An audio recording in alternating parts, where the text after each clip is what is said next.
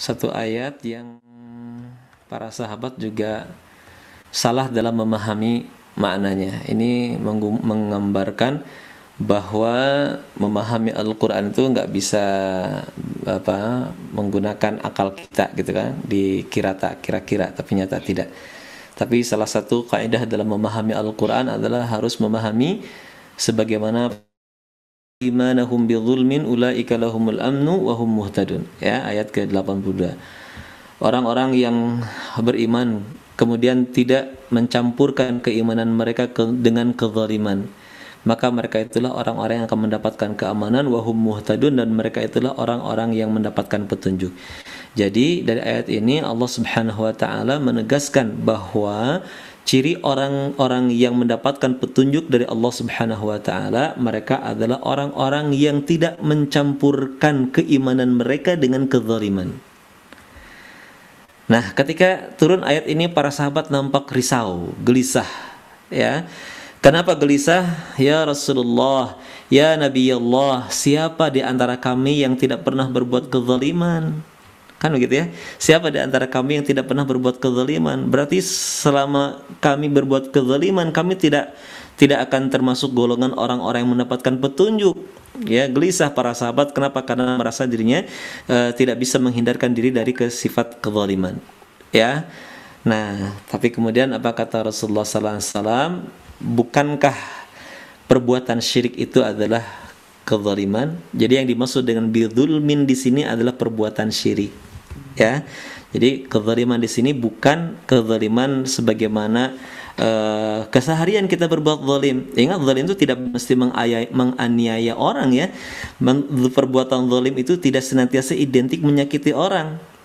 Ya, karena Adam alaihissalam tidak menyakiti manusia, tidak menyakiti sesama. Dia hanya menyalahi perintah Allah Subhanahu wa taala untuk tidak memakan buah surga yang disebut dengan buah khuldi. Kita mengenal dengan buah khuldi kan. Tapi apa doa Nabi Adam alaihissalam? Rabbana zalamna anfusana wa illam taghfir lana wa tarhamna lanakunanna minal khasirin. Jadi intinya saat kita berbuat dosa, saat kita berbuat kemaksiatan, ya, maka sesungguhnya kita telah menzalimi diri kita sendiri. Kita telah zalim kepada diri kita sendiri. Ya. Sebagaimana Adam alaihissalam tadi bersenantiasa berdoa kepada Allah Subhanahu wa taala karena melanggar peraturan Allah Subhanahu wa taala. Sepanjang hidupnya Adam alaihissalam berdoa kepada Allah, Rabbana zalamna anfusana wa illam taghfir lana wa tarhamna lanakunanna minal khasirin. Ya, nah, tetapi yang dimaksud dengan kezaliman di ayat ke-82 ini adalah perbuatan syirik. Ya. Inna syirka la zulmun azim. Di surat Luqman, Luqman berkata, Inna syirka la zulmun azim. Sesungguhnya perbuatan syirik adalah kezaliman yang besar. Ya, jadi perbuatan syirik itu perbuatan yang di ayat sebelumnya kita membacanya perbuatan dosa yang tidak diampuni oleh Allah Subhanahu wa taala.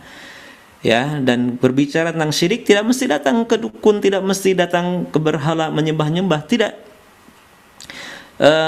Syekhul Islam Ibnu Qayyim Al-Jauziyah mengatakan salah satu perbuatan syirik yang tidak disadari oleh manusia adalah syirkul mahabbah. Ya, syirkul mahabbah itu perbuatan syirik dalam hal kecintaan, dalam hal cinta, yaitu mensejajarkan kecintaan kita kepada makhluk dengan Allah Subhanahu wa taala.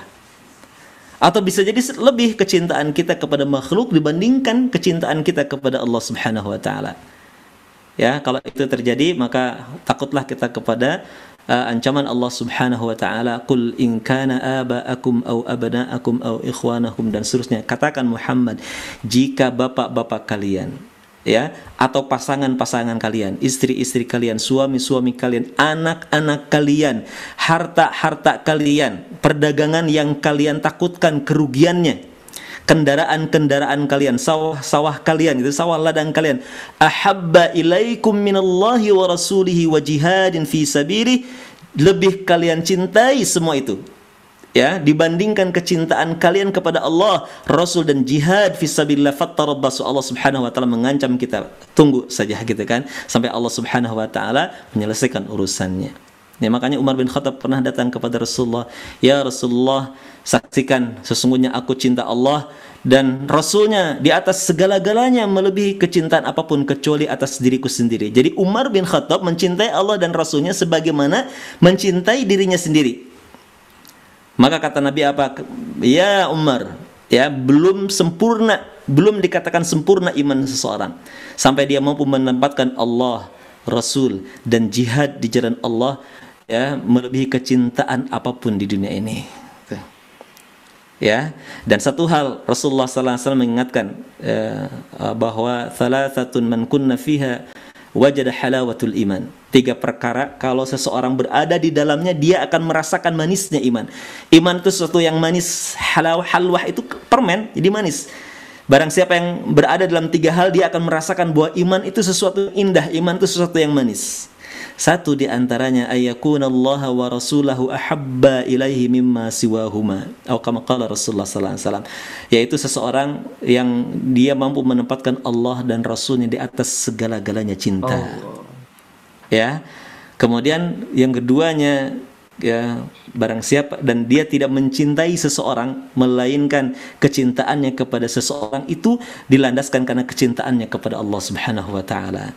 Dan yang ketiganya man kunna fiha, tadi 3 perkara. Yang ketiga adalah siapapun di antara orang-orang yang membenci kembali kepada masa jahiliyahnya sebagaimana kebencian dia kalau dilemparkan ke dalam neraka. Jadi benci dengan masa lalu yang jauh dari keimanan, benci dengan masa-masa jahiliyahnya sebagaimana kebencian dia kalau dilemparkan ke dalam neraka. Nah, 3 hal ini kalau ada dalam diri kita akan merasakan manisnya iman, ya. Dan yang sering terjadi dalam diri manusia, kata Ibnu Qayyim Al-Jauziyah, adalah seringkali menyekutukan Allah dalam hal cinta, mensejajarkan cinta kita kepada makhluk sejajar sama dengan Allah Subhanahu wa taala. Ini bagian dari syirik ya yang sering kali tidak terasa oleh manusia. Oleh karena itu Rasulullah sallallahu alaihi wasallam memerintahkan kita untuk senantiasa berdoa kepadanya. Allahumma inni a'udzubika min an nusyrika bika syai'an na'lamuh wa nastaghfiruka lima la na'lamuh.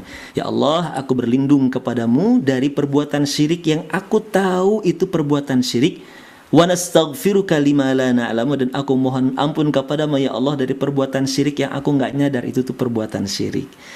Ya, nah ini sebuah perbuatan dosa yang besar yang tidak diampuni oleh Allah Subhanahu wa taala adalah perbuatan syirik.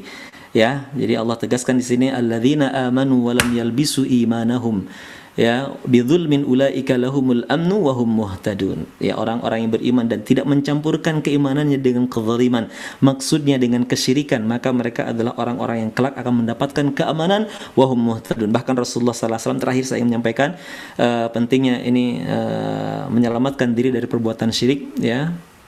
Rasulullah sallallahu alaihi wasallam mengatakan, "Hai anak-anak Adam, ya, wahai manusia, wahai anak-anak Adam, jika kau kembali kepada Allah, kau datang kepada Allah, kau kembali kepada Allah membawa bergunung-gunung dosa gitu kan, sampai dosa kalian itu memenuhi langit dan bumi.